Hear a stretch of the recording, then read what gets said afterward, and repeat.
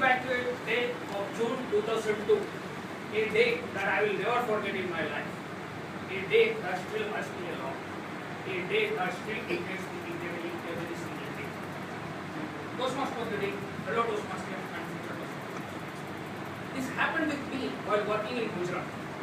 On that day, when I reached my office, my manager, in an annoying and irritating voice, told, "Hey Anish, director wants to meet you at the head office to discuss about your new application."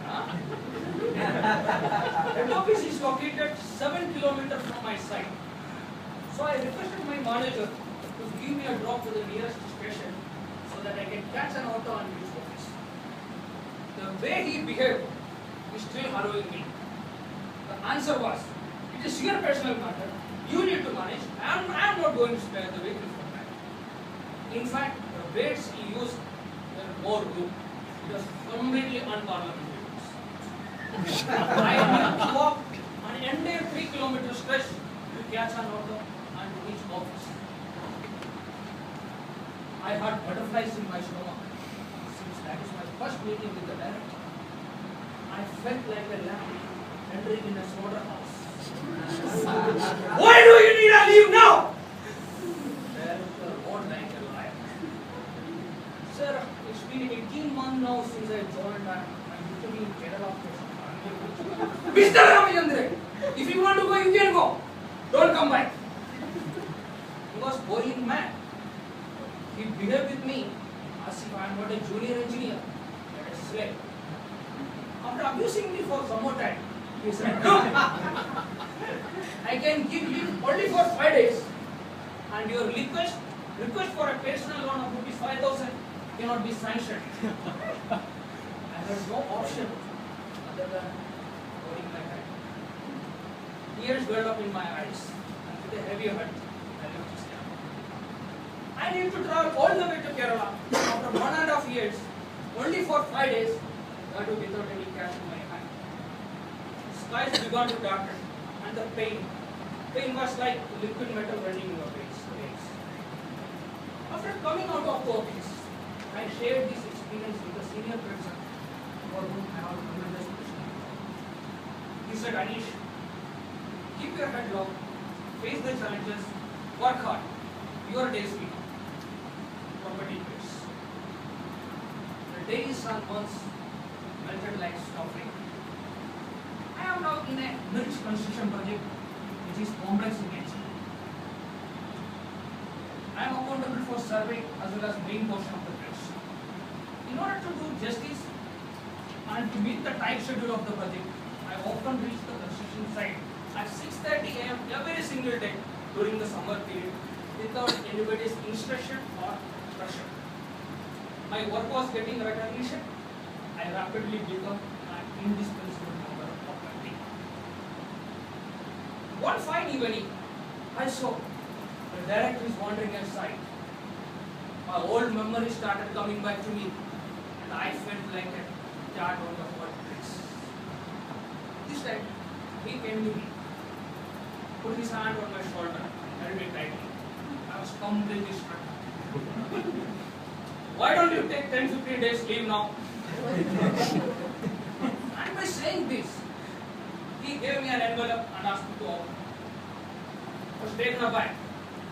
That envelope contained a bunch of notes of 1,000 denomination. He said, "This is for your hard work, Anish. I am extremely sorry for the way I behaved with you when we met last time." He went on adding that my old manager, there is some sort of politics to storm it down in front of the management. And this poor director reacted to it without realizing the ground facts. And Toastmasters, on that day, I realized if you have a will and attitude, no one can suppress you for long. Years passed like days. In late 2006, during my construction project in Mulund, a team member came to me. He appeared tense and frustrated. We had an emergency in his house, which is 45 kilometers away from my site.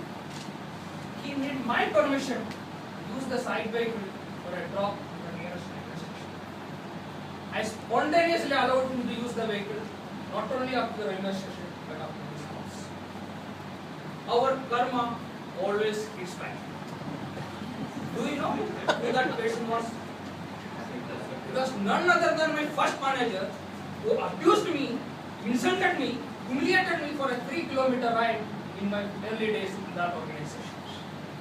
The kind-hearted, she was on the other foot now, doing justice. And on that day, I realized 3 things. If you want to retain a position for long, never ever misuse its power. It's a small world. And ultimately that day, I mastered the art of revenge in a swing.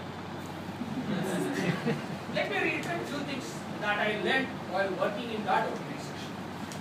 And these steps helped me to become and remain a blue-eyed boy of that management for a long, long time. First, be humble and sincere to your job. Have an attitude and will. No one looks at us. Never ever misuse your power of your position.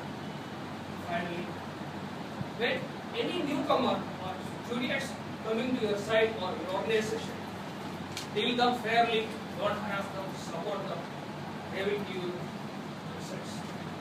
And these results, even today, even though I left that organization in 2010, these lessons helped me maintain a good rapport with that management. And I am sure if we are all following these tips, we will be triumphant at the end, whatever may be the challenges.